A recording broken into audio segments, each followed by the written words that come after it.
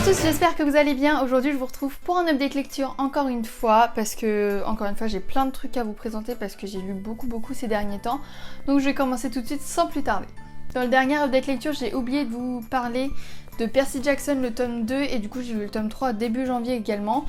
En fait je vous fais pas de chronique également parce que je pense vous faire plus un avis complet sur la saga. Mais le tome 2 je l'avais déjà lu, c'était une relecture que j'ai beaucoup aimée et le tome 3 j'étais persuadée de ne pas l'avoir lu. Et quand j'ai lu le début, je savais que je l'avais déjà lu. Donc je sais pas à quel tome je me suis arrêtée, je pense que le tome 4 je l'ai pas encore lu pour le coup. Pour l'instant ce qui me dérange c'est que c'est toujours la même chose, c'est Percy il a une quête, il va y aller, il revient, voilà, en gros c'est ça. Du coup c'est un peu le même schéma, ça m'énerve un peu. Mais j'aime beaucoup cet univers mythologique, etc. Donc j'ai hâte de savoir la fin de cette série.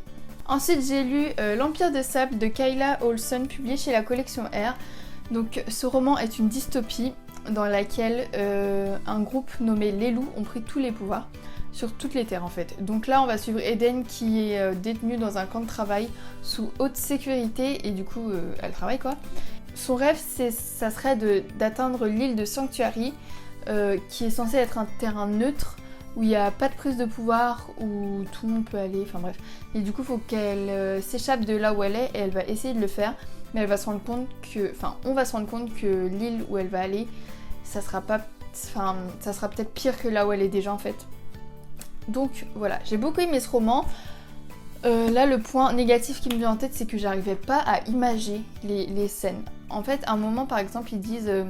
Elle passe sur un pont à droite, puis à gauche, puis en bas on voit machin, après on est tout en haut de l'île, au point le plus culminant, ensuite on est sous la terre, enfin vraiment, je comprenais rien, enfin je comprenais hein, mais j'arrivais vraiment pas à voir ce que ça rendait en vrai en fait.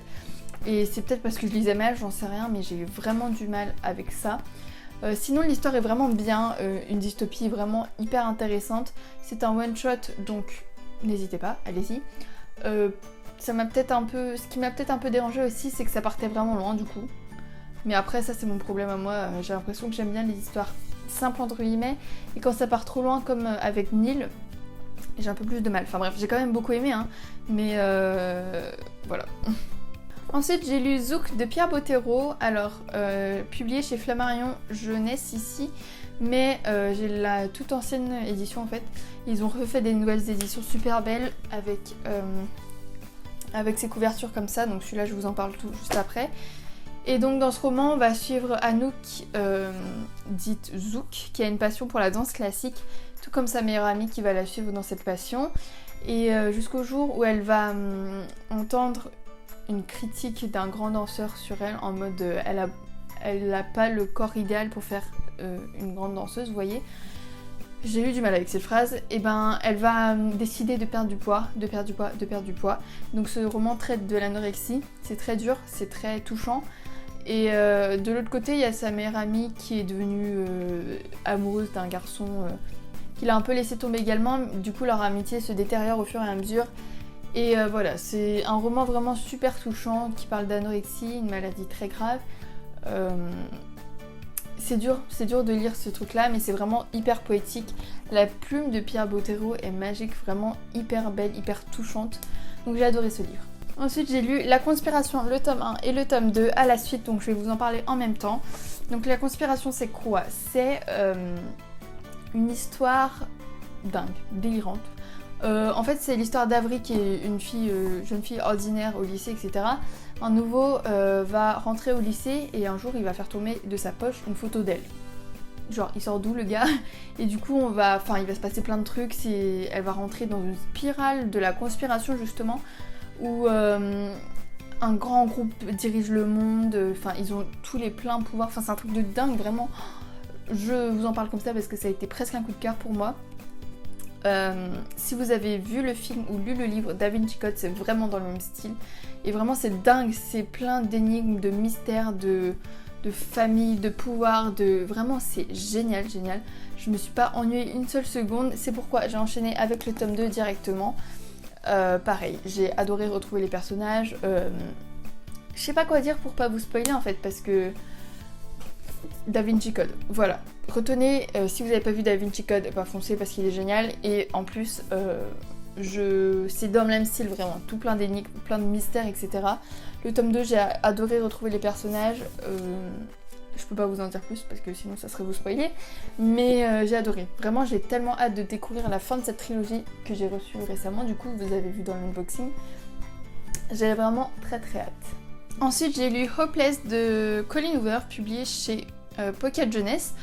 Donc j'avais envie d'une lecture plus cool, plus romance en fait. Après c'est tout plein de mystères et tout. J'avais envie d'un truc un peu plus cool. Donc j'ai lu Je me suis tournée vers Colleen Hoover et cette trilogie qui me tente depuis un bout de temps et dont tout le monde me parle en fait. Du coup, ici on va suivre l'histoire de Sky qui a 17 ans, qui vit avec sa mère adoptive. Elle va rentrer dans sa dernière année de lycée, donc en terminale, et elle va rencontrer Holder, qui est un garçon qui ne va pas la laisser indifférente. Et elle a l'impression qu'elle le connaît depuis un bout de temps, mais elle ne sait pas d'où, elle ne sait pas comment, etc. Et elle n'a aucun souvenir de lui. Donc voilà. J'ai aimé ce roman, j'ai adoré ce roman, ça a été un coup de cœur, mais personne ne m'avait prévenu que j'allais avoir le cœur brisé après ce roman. Je vous jure, ça a été un coup de cœur de ouf, c'était tellement dingue. Oui, c'était une belle romance, mais il y a tellement plus derrière ça que waouh, c'était... ça m'a mis un couteau dans le cœur quoi.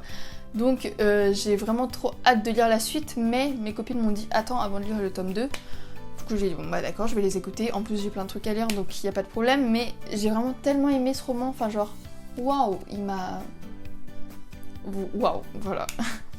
Ensuite j'ai lu La première fois qu'on m'a embrassé de Colleen Hockley, publié chez les éditions Milady. Donc ça c'est des épreuves non corrigées, la couverture est un peu plus belle hein. Donc dans ce roman, on va suivre Jubilée qui a une allergie un peu particulière, c'est qu'elle est allergique aux êtres humains. Vraiment, aux cellules humaines autres que la sienne. Donc si elle touche quelqu'un, elle peut... Enfin c'est très grave et elle peut jusqu'à aller mourir, vous voyez. Donc c'est vraiment très grave. Elle s'est enfermée chez elle, toute seule pendant 9 ans. Elle est devenue agoraphobique, elle voulait plus voir une personne. Jusqu'au jour où sa mère est décédée et du coup elle va devoir sortir de chez elle pour trouver un travail pour pouvoir payer cette maison et pour pouvoir vivre quoi. Ensuite elle va rencontrer Eric qui vient d'emménager avec son petit garçon adopté. Voilà, il va se passer quelques trucs et j'ai vraiment beaucoup aimé ce roman, je l'ai trouvé très touchant, très mignon. J'ai une copine, Camille du compte The Book Times sur Instagram, ça a été un coup de cœur pour elle, elle nous l'a vendu mais de dingue. Et du coup je l'ai lu juste après le concours, je devais le lire avant mais j'ai pas eu le temps pour vous le faire gagner du coup. Et je suis vraiment trop contente, il est vraiment très joli, très beau, très...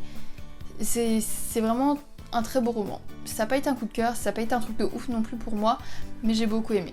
Ensuite j'ai lu Phobos 4 de Victor Dixon et c'est le dernier tome de cette saga. Je suis déçue. Enfin, je suis pas déçue du livre, hein. Je suis triste en gros que la saga soit terminée. Et du coup, je vais pas vous faire un résumé de ce tome là parce que ça serait vous spoiler. Mais Phobos, c'est quoi? C'est l'histoire, c'est une télé-réalité en fait qui va se dérouler sur Mars. Il y a 6 filles et 6 garçons qui vont partir sur Mars pour conquérir la Terre et peupler la planète. Et du coup, pendant leur ascension jusqu'à Mars, ils vont faire des speed dating, les filles rencontrent les garçons, etc. Et à la fin du voyage, ils forment un couple. Et ils arrivent sur Mars en couple, etc.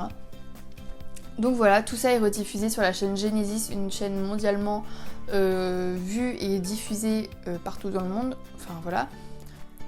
Et du coup, voilà, tout le monde va suivre ça, c'est un événement international.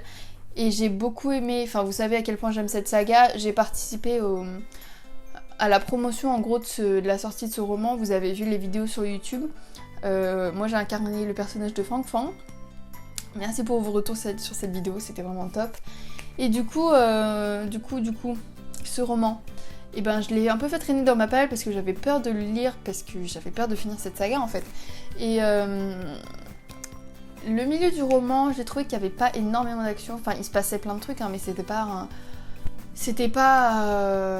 un truc de dingue non plus, je veux dire. Il se passe des choses, oui, mais voilà, bref. Et la fin de ce roman est tellement belle, la fin de cette saga est magnifique. C'est la meilleure fin de saga que Victor Dixon aurait pu écrire, je trouve. J'ai adoré, vraiment, je suis tellement triste que la saga soit terminée maintenant, genre...